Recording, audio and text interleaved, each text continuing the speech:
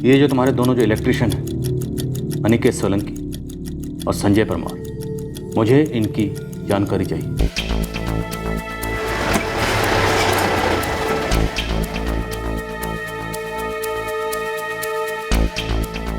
हाँ साहब, वो मेरी ही खोली है। अनिकेत और संजय को भाड़े पे दी थी, लेकिन वो अचानक से चले गए, कुछ बोला नहीं। एक्स्ट्रा चाबी है? हाँ है ना साहब। पड़ोसी ने कहा कि संजय और अनिकेत दरवाजा खुला छोड़कर निकल गए, तो मैंने जाकर वहाँ ताला लगाया।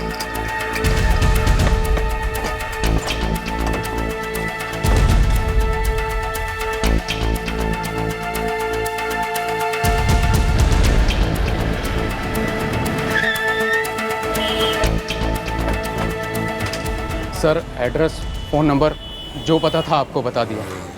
हाँ साहब, पिछले 1.5 साल से काम कर रहे थे यहाँ दोनों।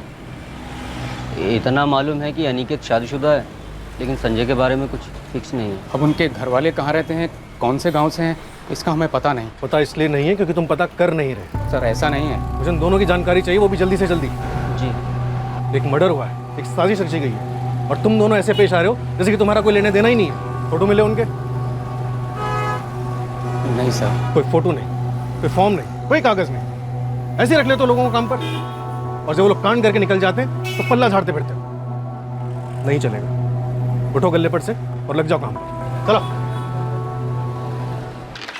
सर, दुकान के मालिक तो एकदम ठंडे, उनसे संजय और अनिकेत के फोटोग्राफ्स तो मिलने से रहे। मैंने मोबाइल कंपनी को रिक्वेस्ट भेजी है, उनके फॉर्म्स में से फोटोग्राफ निकाल कर भेजने के लिए कहा है। इनके फ़ोन रिकॉर्ड्स क्या कहते हैं? सर, इनके फ़ोन रिकॉर्ड से भी इनकी फैमिली का कुछ भी पता नहीं चल पा रहा है। राठौड़ परिवार से भी इनका कोई कनेक्शन नहीं बन पा रहा, और इस आंचल सोनी से भी। एक बार इन दोनों से हमारे कनेक्शन हो गए ना, तो इस केस के मास्टरमाइंड का हम फ्यूज उड़ा देंगे। उस्मान, ये सब लोग हमारी सस्पेक्ट लिस्ट में हैं। इन्हीं में से कोई एक है जो उस रात हत्यारों से बात कर रहा था, और इन्हीं में से किसी ने हत्यारों को कांड के लिए किराए पर लिया था। 100%। साहब, आप 100% बोल रहे हैं तो समझ लीजिए 200% काम हो जाएगा। जोड़ का जोड़ निकालते हैं और इन पंटर लोगों का तोड़ निकालते हैं। इस हत्याकांड के किराए के मोहरे इस साजिश के ताले की चाबी थे। जाहिर सी बात है कि नकाबपोश हत्यारों को पुलिस द्वारा बेनकाब किए जाने से साजिशकारों को बहुत बड़ा धक्का लगा होगा। पुलिस अब बड़ी चालाकी से चुपचाप अपनी चाल चल रही थी, लेकिन साजिशकार भी जुर्म की बिसात पर फूंक फूंक कर कदम रख रहे थे।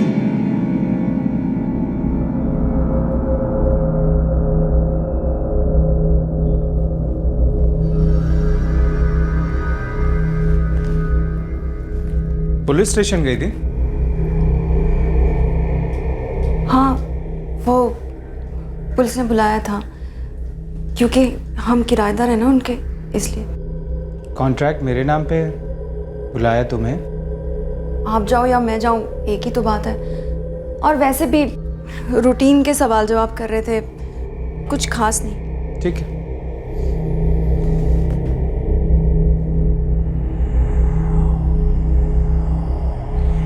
किराया अब काजल उसकी पत्नी को देंगे ना?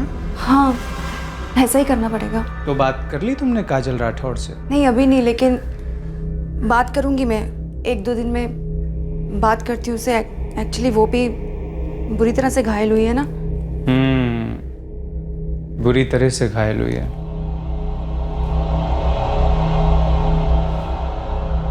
मैं कर लूंगा बात किराए की।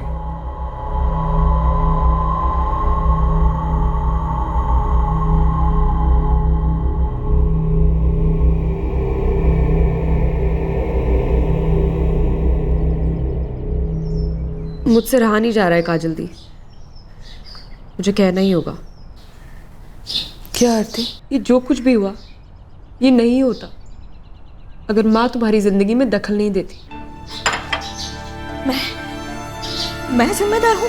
अभिषेक की मौत के लिए मैं जिम्मेदार हूँ? नहीं, दीदी और जीजू के रिश्ते की मौत के लिए। मैंने हमेशा तुम दोनों का भला ही चाहा है। आपने सिर्फ एक ही इंसान का भला चाहा है माँ, और वो है खुद अपना। तुम्हारे पापा के छोड़ के जाने के बाद तुम दोनों को जिस तरह से बड़ा किया ना, वो मैं ही जानती हूँ। बस करो तुम दोनों, ये सब बातें करके कोई फायदा नहीं है। जो हो चुका है उसे मैं बदल नहीं सकती। लेकिन 4 साल पहले तुम खुद को बदल सकती थी दीदी, हालात को बदल सकती थी। लेकिन माँ ने अपना गेम किया, वही किया और कराया जो उनके फायदे में था। बाबूजी, 2 शोरूम का, घर का, अहमदाबाद वाले 2 ऑफिस का क्या करना है? करना क्या? मैंने तो संपत्ति दोनों भाइयों के नाम बांट दी थी। जो अभिषेक की है उस औरत को जाएगी। मतलब उसका प्लान सफल हो गया? प्लान उसकी माँ का था, मेरे बेटे को निकल गई और संपत्ति को भी। अभिषेक और काजल के रिश्ते की इमारत कच्ची ईंटों से बनी थी। इस इमारत की दीवारों में दरारें बेशुमार थीं और उन दरारों में सीलन भी बेशुमार थी। और इस रिश्ते की इमारत धंस रही थी, पर उसे गिरने नहीं दिया जा रहा था, पर खड़ा भी नहीं होने दिया जा रहा था। यह इमारत छल और कपट की नींव पर बनी थी। 4 साल तक छल और चालाकी से टिकाई गई थी। मैंने काजल से शादी करने का फैसला कर लिया है बाबूजी। वो लड़की तुम्हारे लिए ठीक नहीं है अभिषेक। आपको कैसे पता? आप पीछा कर रहे हैं उसका, या आप मेरा पीछा कर रहे हैं? तुम्हारा पीछा मैं तब से कर रहा हूँ जब से तुम 7 महीने के थे, घर में घूमते रहते थे। नजर रखता था तुम पे कि तुम्हें कोई चोट ना लग जाए, किसी गलत चीज से ना टकरा जाओ। 7 महीने का नहीं हूँ, अब मैं 27 साल का हो चुका हूँ बाबूजी। लेकिन बेटा, जो लड़की टूटे हुए घर से आएगी वो तेरा घर जोड़ पाएगी क्या? उसके पापा ने उसकी माँ को छोड़ दिया, इसमें काजल का क्या दोष है माँ? दोष उसकी माँ में है अभिषेक। उसकी माँ से शादी नहीं कर रहा हूँ मैं, काजल से शादी कर रहा हूँ। और उसकी माँ है ना, अपनी दोनों बेटियों का घर नहीं बसने देगी। आप सारी दुनिया के बारे में ऐसी राय बना लेते हैं ना। दुनिया में रहना है ना तो दुनिया को देखना भी चाहिए बारीकी से। तुम्हारी तरह नहीं, कुछ देर के लिए शादी में क्या देख लिया बस। उसकी फैमिली, खानदान, सब कुछ मुझे ही देखना पड़ा। ठीक नहीं है तुम्हारे लिए। मतलब आप काजल का पीछा कर रहे हैं? तुम्हारे और इस घर की भलाई के लिए मुझे जो कुछ करना होगा ना, करता हूं और करता रहूंगा। और जहां तक इस लड़की का सवाल है ना, ज्यादा मेहनत नहीं करनी पड़ी उसका पीछा करने। उस घर की नेकनामी उसके आगे भी है और पीछे भी। एक तरफ एक पिता नाखुश था और दूसरी तरफ बेटा भी परेशान था, क्योंकि वो अपने परिवार को दुख नहीं देना चाहता था। काजल, मैं तुमसे बहुत प्यार करता हूँ, लेकिन मेरी बात समझने की कोशिश करो। हम अपने घर वालों को दुख देकर अपना सुखी संसार कैसे बसाएंगे? आई एम सॉरी। लेकिन मैं सॉरी नहीं कहूंगी, ना तुमसे, ना अपने आप से, और न मेरे अंदर पल रहे हमारे बच्चे से। माँ ने तुमसे क्या कुछ नहीं कराया काजल दी, कठपुतली की तरह नचाया, और तुम उनके हर पैंतरे का शिकार बनती गई। तुमने पहले क्यों नहीं बताया? अभिषेक के पिता की नामंजूरी ने काजल को मायूस कर दिया था, पर काजल से ज्यादा निराश और बेचैन काजल की मां कविता हुई थी। उस पर दबाव डालना होगा काजल, ऐसे तुम्हें नहीं छोड़ सकता वो। प्यार में जबरदस्ती नहीं होती माँ, तकदीर भी कोई चीज होती है। तेरे पापा का मुझे छोड़कर जाना तकदीर था, सहना तकदीर होती है, जीना नहीं। तो सुन काजल, अभिषेक के पिता ने उसे काफी कुछ दे रखा है, आगे उतना और आएगा। वो सब सारा का सारा तेरा होगा। तुझ पर मेरी तरह ऐसे नर्क में जीने की नौबत नहीं आएगी। जिंदगी को नर्क हम खुद बनाते हैं माँ। जिंदगी के बारे में वही लोग जानते हैं जिन्होंने जिंदगी देखी हो। सपने देखने और जिंदगी देखने में बहुत फर्क होता है माँ। हाँ, सपने देख देख कर ही तुम दोनों को अकेले बड़ा किया है मैंने, किसी भी चीज की कमी नहीं आने दी है। तानों की भी कोई कमी नहीं थी माँ, पांचाली की बेटियां बुलाते थे हम दोनों को। जो मैंने झेला है ना, वो तुम दोनों कभी नहीं झेल पाओगी। इसलिए कह रही हूँ काजल, काजल अभिषेक को किसी भी सूरत में नहीं जाने देना। कैसे माँ? लोग कहते हैं ना, शादी छटे हुए लड़के को भी सीधा कर देती है। तो मैं कहती हूँ, शादी जिद्दी से भी जिद्दी माँ बाप को घुटनों पे ला देती है। तुझे बस सिर्फ अभिषेक को शादी के लिए मजबूर करना होगा। और वो मजबूर हो जाएगा। दूध पीता बच्चा है ना वो। नहीं, बच्चा नहीं है, लेकिन वो एक बच्चे का बाप बनने वाला है जिसका वास्ता उसे काजल देगी। चुपचाप मान जाएगा। माँ, ये कितना गलत है जानती हो ना तुम? वैसे भी तुम हिंट दे रहे थे कि तुम्हारे माँ बाप मुझसे खुश नहीं है। और आज तो तुमने आई एम सॉरी भी कह दिया। No no no, I am sorry कि मैंने सॉरी कहा, लेकिन अब हमारे बीच कोई भी नहीं आएगा, कोई भी नहीं, ट्रस्ट मी।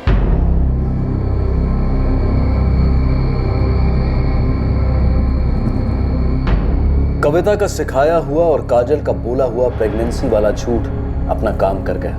राठौड़ परिवार के पैरों तले जमीन खिसक गई। अभिषेक के पिता ब्रिजलाल को अपने गुस्से का घूंट पीकर इस फैसले को कबूल करना पड़ा। आने वाले कुल के चिराग की खुशी ने राठौड़ परिवार में सभी के शिकवों की चिंगारियां बुझा दी। शोक के अंधकार में डूब गया। इस धोखे ने अभिषेक को तोड़ दिया। काजल से शादी पर उसे पछतावा होने लगा, पर काजल की मां कविता ने ठान लिया था कि वो अभिषेक को काजल से अलग होने ही नहीं देगी। कविता की पढ़ाई पट्टी काजल ने बखूबी अभिषेक को पढ़ा दी। उसने अभिषेक को मना लिया कि उन्हें अलग घर बसाना चाहिए। काजल के झूठ ने अभिषेक को अपने माता पिता के सामने शर्मिंदा कर दिया था। इस शर्मिंदगी से बचने के लिए उसने भी अलग होने को रजामंदी दे दी। अभिषेक और काजल ने अपना नया घोंसला बनाया, पर काजल की मां की दखलंदाजी और बढ़ती गई। काजल के कंधे पर अपने मतलब की बंदूक रख कविता ने एक और गोली चलाई। आरती की जिम्मेदारी अभिषेक पर डाल दी। काजल अब अभिषेक के जज्बात और जरूरतों को पूरी तरह से भुलाकर उसे सिर्फ अपने फायदे के लिए इस्तेमाल कर रही थी।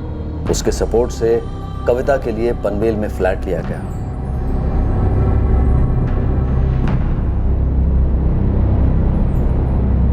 एडमिट करो काजल दी, तुम दोनों एक दूसरे के लिए बने ही नहीं थे। इन सब बातों का क्या मतलब है? वैसे भी तुम तो आजाद पंछी की तरह मार मुझे छोड़कर उड़ गई। अपनी मर्जी से शादी कर ली, घर बसा लिया।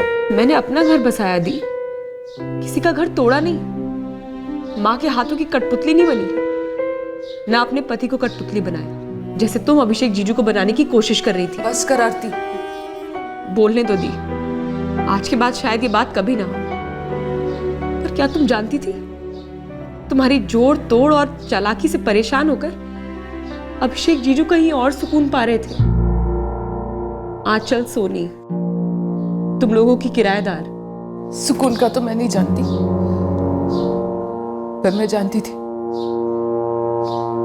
कुछ तो चल रहा है। तुम अपनी जिंदगी नहीं दौलत बटोरने में लगी थी दी। तुम और माँ दोनों अभिषेक जीजू की एक एक प्रॉपर्टी, एक एक बिजनेस, हर कीमती चीज बेचना चाहती थी तुम दोनों। लालच की पट्टी बंधी थी तुम दोनों की आंखों पर। ना आरती, क्या बोल रही है तू? डर का अंधेरा था,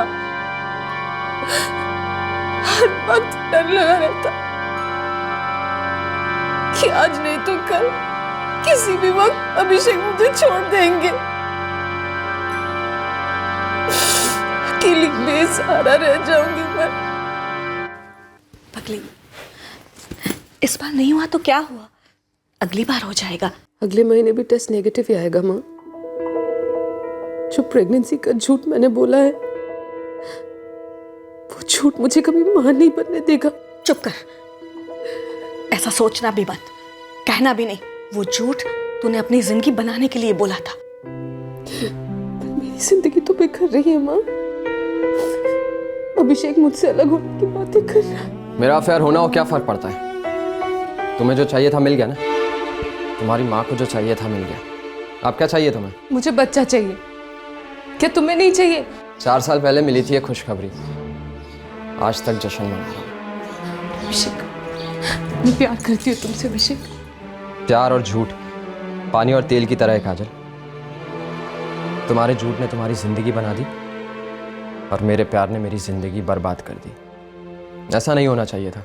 डिवोर्स दे देना चाहिए था मुझे तुम्हें। देखो, जो हुआ उससे भुला दो, एक नए सिरे से शुरू करते। हाँ, जिंदगी की शुरुआत नए सिरे से कभी भी की जा सकती है। एक झूठे रिश्ते को दफनाना जिंदगी की नई शुरुआत है। डिवोर्स तुम्हें और मुझे दोनों को आजाद कर देगा। रोने के लिए जिंदगी पड़ी है, कल बहने वाले आंसुओं की कीमत आज वसूल लो काजल। वो मुझसे प्यार ही नहीं करता माँ। तो क्या तुम अपने आप से प्यार करना बंद कर दोगी? कभी नहीं। अभिषेक की अहमदाबाद में 2 दुकानें हैं, उसे तुरंत बेच डालो और उसकी एफडी करवा लो। जब तुम मेरी उम्र में आओगी ना, तब ये तुम्हारा सहारा बनेगी, कोई मर्द नहीं।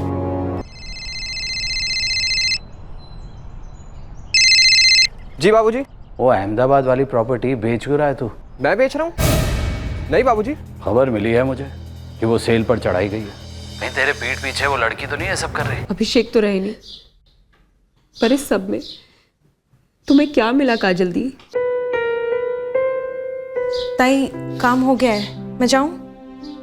हाँ जा। साहब आपके संजय और अनिकेत तो पूरा स्पॉट लगा के रखा है। अब क्या दे रहा है उस्मान? शॉक। बोल। साहब वो अटैक पहला नहीं था। पहला अटैक कब? उस रात के 2 रात पहले 11 अप्रैल को भी सर इन दोनों ने ट्राई किया था। तुझे कैसे पता? साहब जहाँ से आपने वो सीसीटीवी फुटेज निकाली थी ना, मैं उससे बात कर रहा था, तो ऐसी कुछ पुरानी फुटेजेस देखी तो ये सोने की खान हाथ लग गई।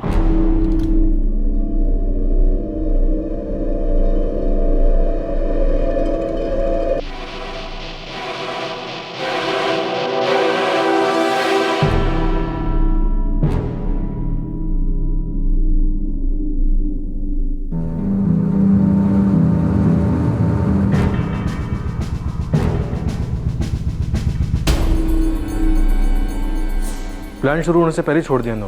शायद शिकार पूरी तरह से तैयार नहीं था, इसलिए शिकारियों को अभिषेक और काजल के घर पहुंचने से पहले ही रोक दिया। लेकिन आप ये सब मुझसे क्यों पूछ रहे हैं? क्योंकि 11 अप्रैल की रात को ये दोनों हमलावर आपकी कॉलोनी के बाहर देखे गए, फिर इन्हें किसी ने फ़ोन किया और ये लौट गए। ये आप क्या कह रहे हैं? हमें जब पता चला हम भी इतने ही चौंक गए थे।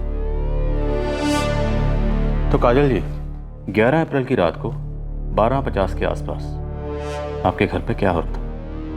हमारे घर पर कुछ होता ही तो नहीं था सर,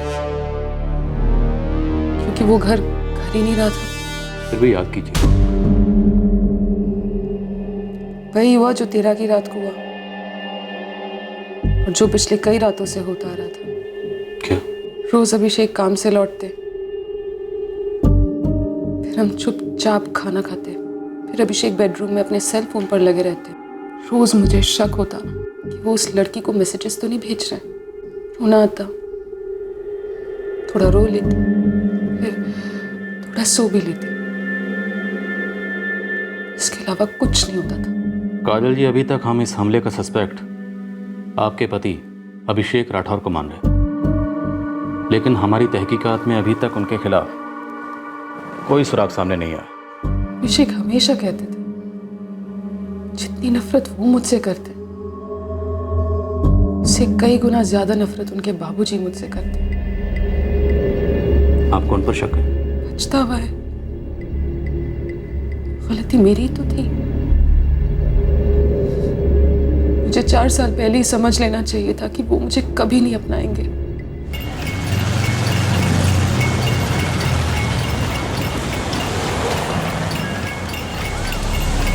देख उस्मान, मेरा नाम नहीं आना चाहिए।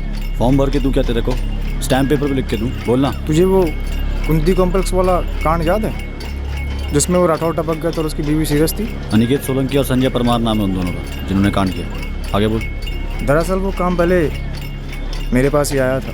फुल मर्डर है, लगना चाहिए कि चोरी हुई है घर पर। और हाँ, चोरी का सारा सामान तुम्हारा। पार्टी किधर की है? पनवेल की, कुंती कॉम्प्लेक्स। कभी करना है? 1-2 दिन में। 2 पेटी लूँगा और 1 पेटी एडवांस। ठीक है। फिर सन्नाटा, फोन स्विच ऑफ। साला ये कच्चा नींबू है कौन? है कोई नीलकुमार का क्या नाम है, रीत चौकी पुलिस थाने में उसका रिकॉर्ड है। छोटी मोटी चोरी चकारी करता है, फर्स्ट टाइम था उसका ये। फट गई होगी साले की, तभी तो तेरे को बदली में भेज रहा था।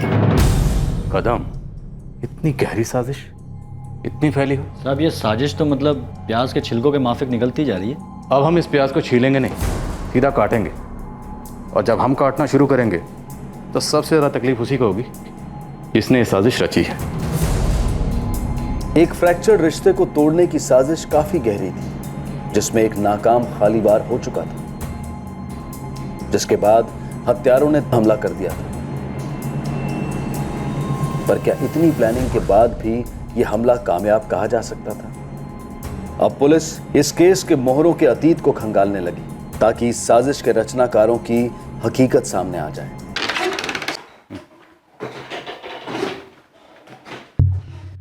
सर, ये अनिल कुमार जुवेनाइल केस के लिए रिमांड होम में था। बालिग होते ही चोरी की सजा काटी और फिर एक डकैती और असॉल्ट के केस में जेल जा चुका है। संजय और अनिकेत के साथ साथ इसके खिलाफ भी रेड अलर्ट जारी करो।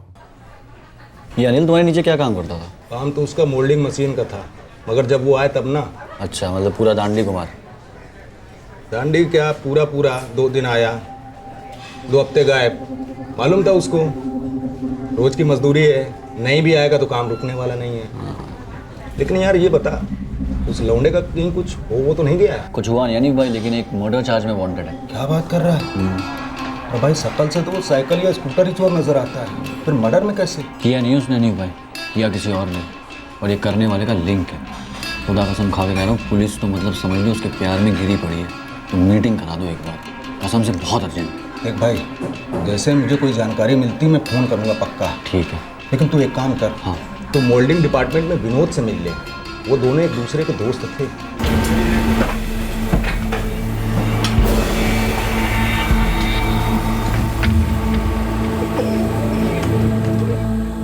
हर मशीन का एक अहम स्क्रू होता है जो उस पूरी मशीन को बांध कर रखता है। वो निकालो तो पूरी मशीन ढेर हो जाती है। फैक्ट्री वर्कर विनोद इस केस का वही स्क्रू साबित हुआ।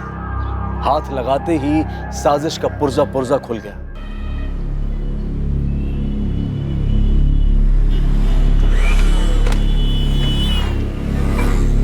क्या सेठ, बसंत भाई नहीं दिख रहे? क्या काम है? मैसेज देने का था उनको एक। हैं किधर वो? वो किसी काम से बाहर गया है, पता नहीं कब लौटेगा। वैसे मैसेज क्या है? और तू है कौन? मैसेज देने वाला मैसेंजर। प्यार से बात करता हूँ, पुलिस वालों की तरह नहीं हूँ।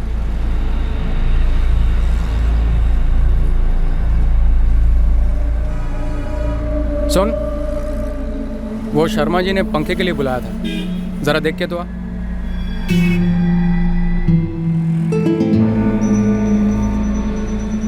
तुम्हें पुलिस ने भेजा है? बसंत सिसोदिया का पता चाहिए उन्हें, अभी चाहिए। देखो, वो बस बिना कुछ बताए पता नहीं कहाँ चला गया है। उसका फ़ोन भी बंद है।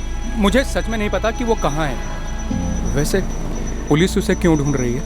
उस्मान, ये फैक्ट्री मजदूर विनोद और ये इलेक्ट्रिक शॉप का मालिक बसंत सिसोदिया, इन दोनों का क्या कनेक्शन है? कनेक्शनों की तो बारिश हो रही है साहब। ये विनोद जो है ये बसंत सिसोदिया का रिश्तेदार है। अच्छा, और ये विनोद पता है किसका पति है? ज्योति का, अभिषेक राठौर के घर काम करने वाली नौकरानी। ये विनोद दिगे उसी फैक्ट्री में मशीन ऑपरेटर था जहां अनिल काम करता था। Right sir. और इस अनिल को कुंती कॉम्प्लेक्स में मर्डर की सुपारी ऑफर हुई। और कुंती कॉम्प्लेक्स में अभिषेक राठौर और काजल राठौर का घर है, जहाँ ज्योति काम करती। ये विनोद दिगे ज्योति का हस्बैंड है और इलेक्ट्रिक की दुकान के मालिक बसंत सिसोदिया का रिश्तेदार है। और ये बसंत गायब है, फोन भी स्विच ऑफ है। और इस कांड के ये 2 मोहरे हमारे प्राइम सस्पेक्ट संजय और अनिकेत इस बसंत सिसोदिया की दुकान में काम करते थे। और ये दोनों ही फरार हैं। इस ज्योति की क्या खबर? काम पर ही है सर, जैसे कुछ हुआ ही ना हो।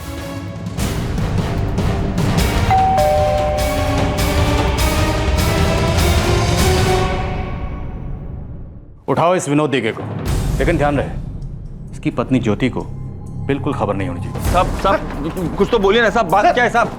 साहब आप ऐसा कैसे लेके जा सकते साहब? सच में साहब, मुझे कुछ नहीं पता।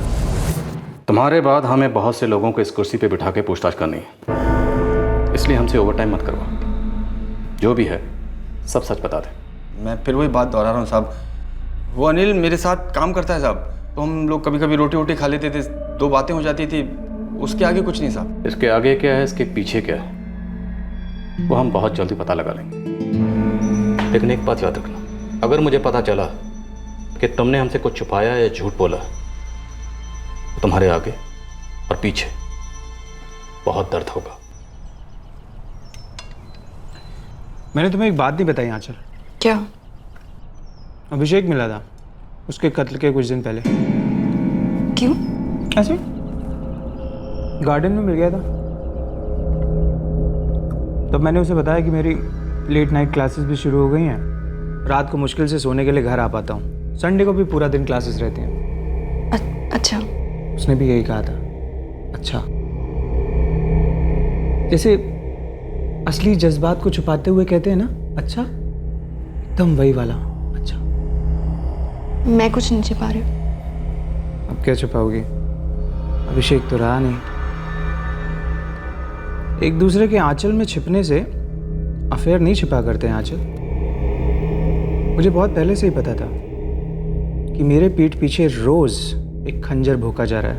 मुझे ये भी पता है कि तुम्हें पुलिस स्टेशन क्यों बुलाया गया था। हम दोनों में बस बातचीत ही होती थी, जिससे दिलों को चैन मिलता है, सुकून मिलता है। बहुत ही आदर्शवादी रिश्ता था ना तुम लोगों का। स्पिरिचुअल, मेंटल कनेक्शन, हाँ, फिजिकल कनेक्शन।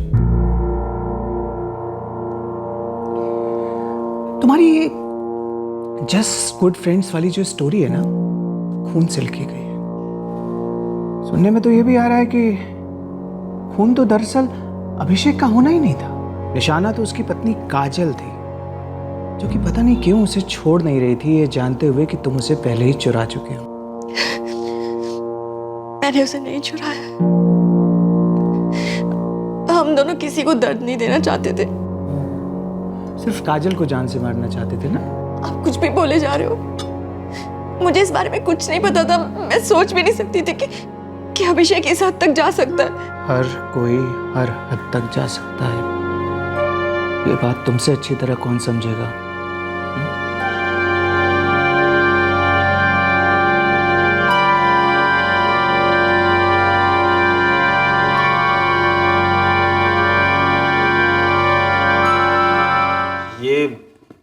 इत्तेफाक है साहब कि ज्योति मेरी पत्नी है और बसंत भाई मेरे रिश्तेदार, और अनिल तुम्हारा दोस्त।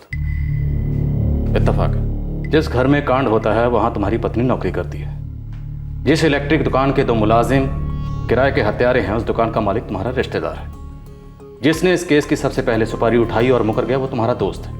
और हम कल पैदा हुए, सब इत्तेफाक है। अब मैं आपको कैसे समझाऊं साहब? ये सब ऐसा दिखता है लेकिन ऐसा है नहीं साहब। मुझे कुछ नहीं मालूम साहब, सच में।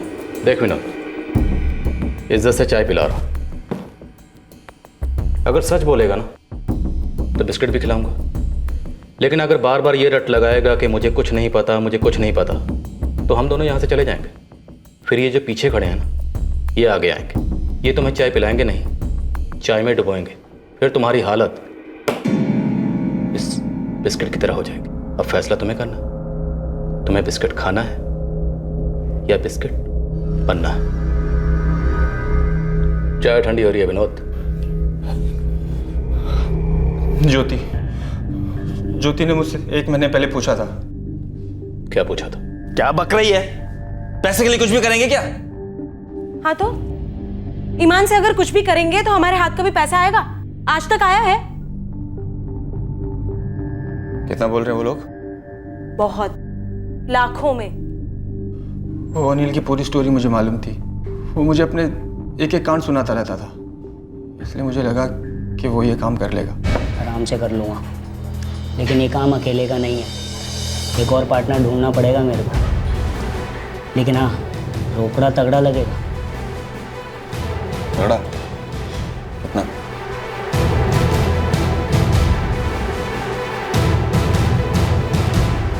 आधा है एडवांस। मतलब ये पूरा मेरा।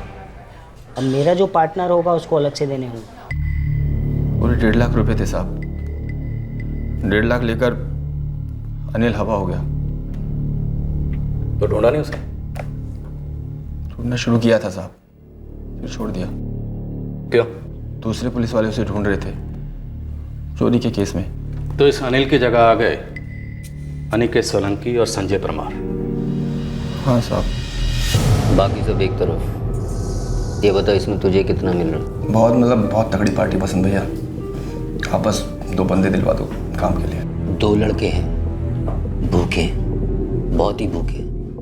जो कहोगे वही करेंगे। कौन है दोनों? ये मतलब भरोसे के आदमी है ना? संजय और अनिकेत नाम है। मेरी दुकान पे दोनों इलेक्ट्रिशियन हैं। भरोसे की गारंटी मैं देता हूँ। काम का होना ना होना तकदीर का खेल। वैसे काम कल रात को ही करना है।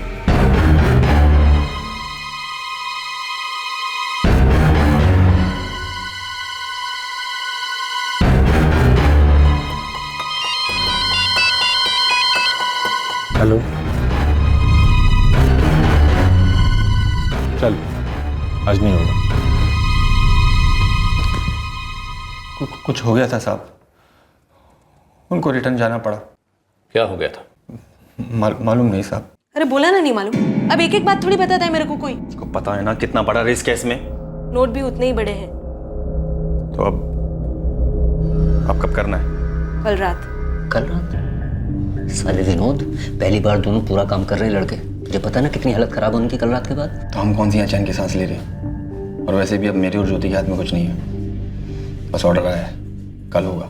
अगली रात 13 अप्रैल को दोनों ने काम कर दिया, जो कि पूरा नहीं हुआ, गलत हुआ। प्लान ये था कि काजल का कत्ल होगा, अभिषेक को जख्मी किया जाएगा, किसी को शक ना हो, इसलिए चोरी की गई ताकि सिर्फ चोरी का केस लगे। लेकिन उन नौसिखियों ने अभिषेक का कत्ल कर दिया, काजल को जख्मी कर दिया और इस प्लान को पूरी तरह से उल्टा कर दिया, है ना? नहीं साहब, प्लान उल्टा नहीं हुआ साहब। मतलब? सुपारी अभिषेक की निकली थी साहब।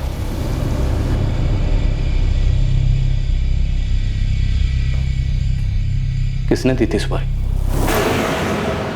इस कांड का मास्टरमाइंड काजल मैम साहब।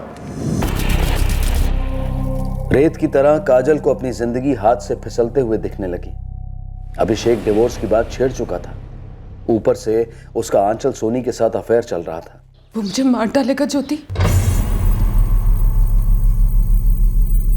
तो अब आप क्या करना चाहती हैं मेम साहब?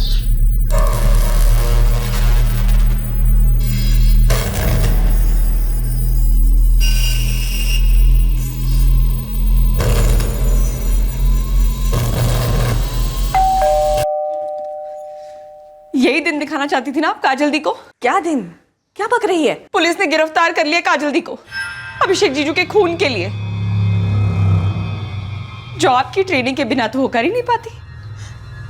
नहीं आरती, इस बारे में मुझे कुछ नहीं मालूम। मुझे ये कबूल करने में अच्छा तो नहीं लग रहा, बट फिर भी कर रहा हूं। हमने ये तो अंदाजा लगा लिया था कि एक चोरी का नहीं बल्कि मर्डर का केस है, वेल प्लान्ड मर्डर। लेकिन ये अंदाजा बिल्कुल नहीं लगा पाए थे कि आप निशाना नहीं, निशानेबाज हैं। 11 अप्रैल को अटैक प्लान किया गया था, पर वो नहीं हो पाया। हेलो। आज नहीं हो पाएगा। लेकिन हम तो पहुंच चुके हैं। मेरे हस्बैंड अभी तक नहीं आया, ऑफिस में ही है। 1-2 दिन के बाद ही हो पाएगा। तुम लोग जाओ। चल, आज नहीं होगा। वैसे वो फर्जी नंबर वाला फोन कहाँ है जिससे आप 11 अप्रैल की रात को अनिकेत सोलंकी से बात कर रही थी?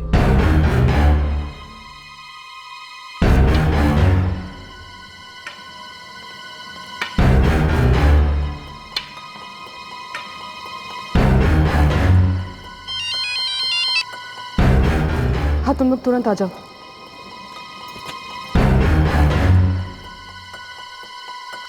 तेरह अप्रैल की रात की असलियत अब देखने को मिलने वाली थी।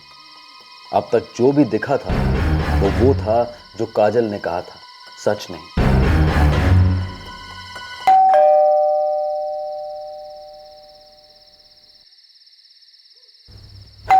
अभिषेक, दरवाजे पर कोई आया है। इतनी रात गए कौन हो सकता है?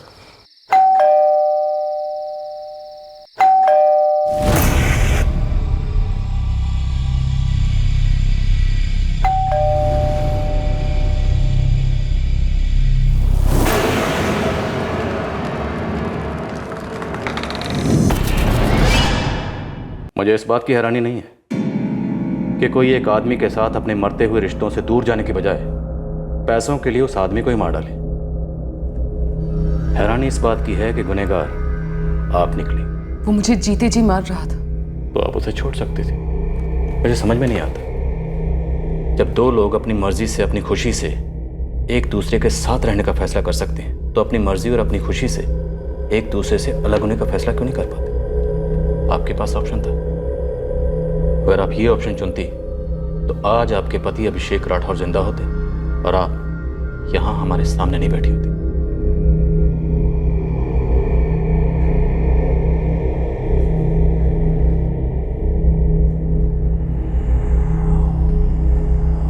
ना मैं उसे उस रिश्ते में पड़ने से रोक पाया और ना ही उस रिश्ते से निकाल पाया। इस साजिश के मोहरे संजय परमार और अनिकेत सोलंकी काफी दूर तक भागे, पर आखिरकार उन्हें घुटने टेकने ही पड़े। इन दोनों को पैसों की इमरजेंसी थी। वो उस पैसे को पाने के लिए कानून का डर और ज़मीर की पुकार दोनों को ठुकरा गए थे। इस हत्याकांड में मास्टरमाइंड एक ही थी और वो थी काजल। बेटा, भविष्य को सेव करने का मतलब ये तो नहीं था कि तुम अभिषेक की जान ले लो। तुम्हें ऐसा नहीं करना चाहिए था। मुझे ऐसा नहीं करना चाहिए था। दरअसल मुझे एक और चीज नहीं करनी चाहिए थी। अपने फैसलों की लगाम आपके हाथों में कभी नहीं देनी चाहिए थी। माना आपने मुझे कत्ल करने की सलाह नहीं दी, पर मेरे अंदर के ज़मीर का कत्ल तो आप ही ने किया ना माँ। धीरे धीरे बचपन से लेकर आज तक देखो, मैं पूरी तरह मर चुकी हूं और अब हमेशा के लिए यही दफन रहूंगी।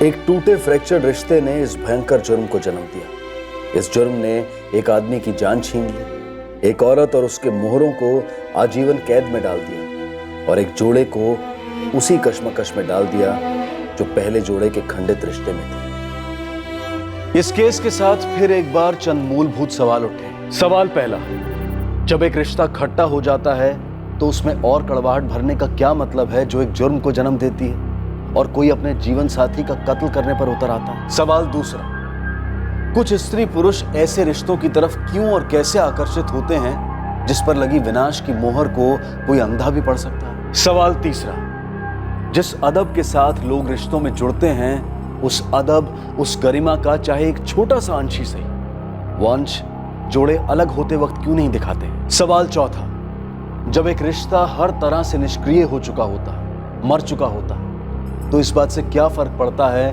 कि किसी दूसरे नए रिश्ते की तरफ पहल किसने की। और आखिरी सवाल, किसी और की सांसें मिटाकर कोई अपनी घुटन कैसे मिटा सकता है। इन पांचों सवालों के जवाब अक्सर दो शब्द होते हैं, लालच और असुरक्षिता यानी इनसिक्योरिटी, या ये कहें कि अपने भविष्य को सुरक्षित करने की चिंता, डर, जुनून, लालसा। पर ये दो शब्द बहुत कीमती साबित हो सकते हैं क्योंकि अक्सर ये दो शब्द उस सीढ़ी के दो आखिरी पायदान हो सकते हैं जो जुर्म के दरवाजे से गुजरकर जेल की दहलीज तक पहुंचते हैं। अब ये केस यहीं पर समाप्त होता है, पर क्राइम पेट्रोल सतर्क का कारवां चलता रहेगा, आपके समक्ष समाज का दर्पण रखता रहेगा। अब मैं अनूप सोनी आपसे विदा लेता हूं, फिर मुलाकात होगी अगले एपिसोड में और खुलासा करेंगे एक और जुर्म का।